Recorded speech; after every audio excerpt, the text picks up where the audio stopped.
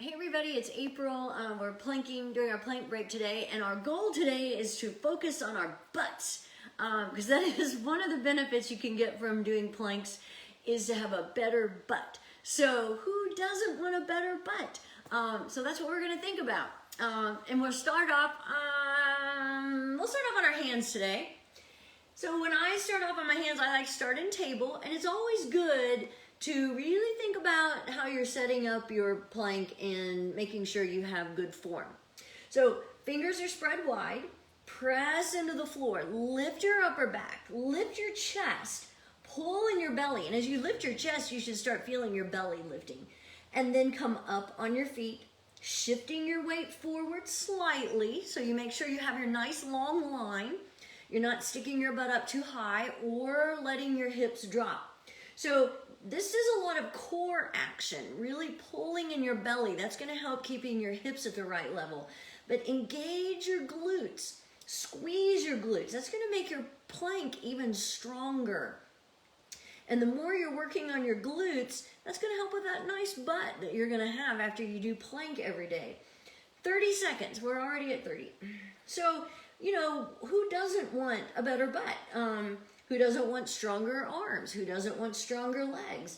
A stronger core? Everybody does. So that's why we're doing our planks. And that's one reason why I encourage you to do a plank every day and also increase your time. If you're at 5 minutes already, you don't need to worry about going any longer unless you really want to. That's up to you. I think I've said before, I don't care about going any longer than 5 minutes. I think that's plenty. We're at 1 minute. So think about, sometimes though, as I'm doing my plank, and as anybody does their plank, things, you just forget about what you should be thinking about. And that is thinking about tightening up your glutes again, pulling in your belly, pressing your hands into the floor.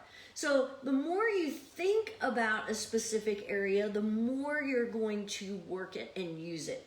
So I'm really tightening up my glutes today, pressing my heels back, 130, pulling in my belly. So it seems like, you know, the more you think about it, the more you're really using it, and the more you're keeping yourself engaged. And that's where you get the benefits from plank. So, you know, I can stay here in plank and not really be working. I can make it look like I am. It's trickery, I know. But you can do it without isolating different things, without really engaging. But what's the point? I mean, then you're not getting the benefits of your plank. 2 minutes. So think about your butt again, tighten up your glutes, pull in your belly, keep pressing your heels back. Hold it, breathe, keep your spine long. I notice a lot of times when people do plank, they tend to put their head down and look down at their hands. And you want to be looking out in front of your fingertips. So that's something else you're thinking about while you're doing your plank, is what your neck and head are doing. Keeping your spine long. Remember, you're trying to look like a plank. 230, engage your glutes, tighten up your glutes, pull in your belly. I find that as I'm tightening up my glutes, it's really activating my plank even more. So keep squeezing your glutes, pulling in your belly, pressing heels back. Remember, you're working on that nice posture and keeping yourself active. You know, that's one of the things I'm talking on Lifestyles tomorrow about how to keep from being too sedentary. 3 minutes during COVID, because it becomes real easy to get sucked in at your home office desk or just watching TV, or you start thinking, I can't work out because of COVID. And it's really not true. You may not be able to do the same workout that you were doing, but you can do something. So if you don't feel comfortable going back to your gym or yoga studio or wherever you've been going, there are a lot of things you can still do at home, and that takes the place. 330, you don't have to have a particular facility you go to in order to still be active.